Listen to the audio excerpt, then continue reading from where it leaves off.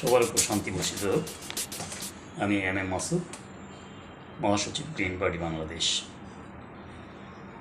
আজ 16ই জুলাই 2025।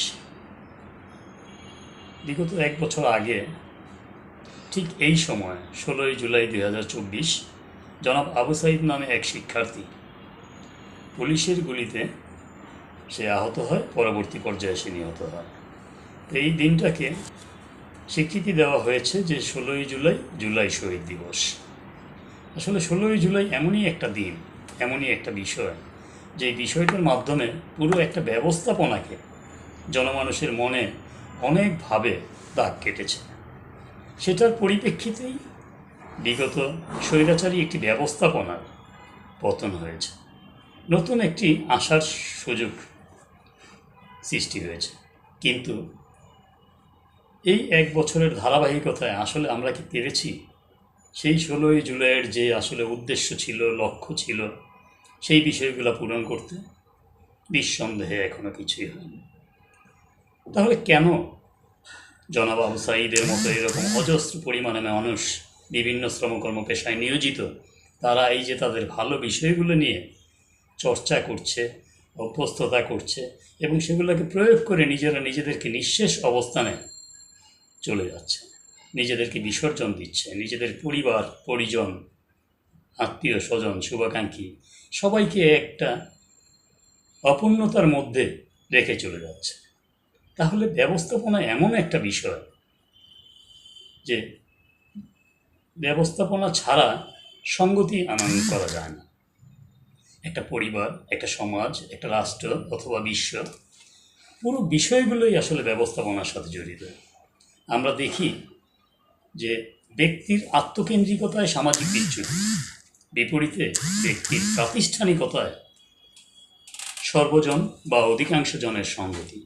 ঠিক তেমনি জনাব আবু সাঈদ এমনই এক ব্যক্তি, এমনই এক শিক্ষার্থী, সে পুরো ব্যবস্থাপনার বিষয়ে সংগতি আনয়ন করার জন্য পুলিশের সামনে বুক পেতে দাঁড়িয়েছে যে আসলে আমি আমার যে শিক্ষা, আমার যে জানা, আমার যে সমৃদ্ধতা, সেটা আমি বিনিয়োগ করব। সেখানে আমার একটা পথ আছে, মত আছে, সেই জায়গাগুলো কোথায়? আজকে আমাদের যে সংস্কার, সেই সংস্কারটা এখনও হয়নি। ওদের যে কোটা বৈষম্য যে আন্দোলনটা ছিল, সেই কোটা এখনও চলমান। তাহলে আসলে হচ্ছেটা কি? আজকে আবু সাঈদের যে সমস্ত কিছু পুলিশি তদন্ত, এগুলো এখনও সম্পূর্ণ হয়নি। আজকে আদালতে চার্জশিট এখনও জমা দেওয়া হয়নি। তো এগুলোর বিচার বা এগুলো পুরো ব্যবস্থাপনাটাই কেমন যেন এক একটা করে ফাঁদে চলে যাচ্ছে। তা আমরা আসলে গ্রিন পার্টি বাংলাদেশ এমনইভাবে চিন্তাভাবনা করি যে আসলে পুরো ব্যবস্থাপনাটা যদি স্বচ্ছ না হয়, জবাবদিহিতাপূর্ণ না হয়, আন্তরিকতাপূর্ণ না হয় এবং এখানে যদি দায়বদ্ধতা না থাকে, তাহলে ব্যক্তি আসলে সকল কিছুর ঊর্ধ্বে উঠে যায়, বিচারের ঊর্ধ্বে উঠে যায়। আমরা বিগত যে সময়গুলো এই রাষ্ট্র পরিচালিত হয়েছে, আমরা দেখিনি রাষ্ট্রের স্বার্থে শাসকগণ সেইভাবে পরিচালিত হয়েছে। তারা কেন যেন প্রতিবার নিজেরা নিজেদের দলের মতো নিজেদেরকে ভাবছে এবং সবাইকে তাদের মতো করে অধীন করতে চাচ্ছে। তারা একটা পরাধীনতার মধ্যে চলে আসছে।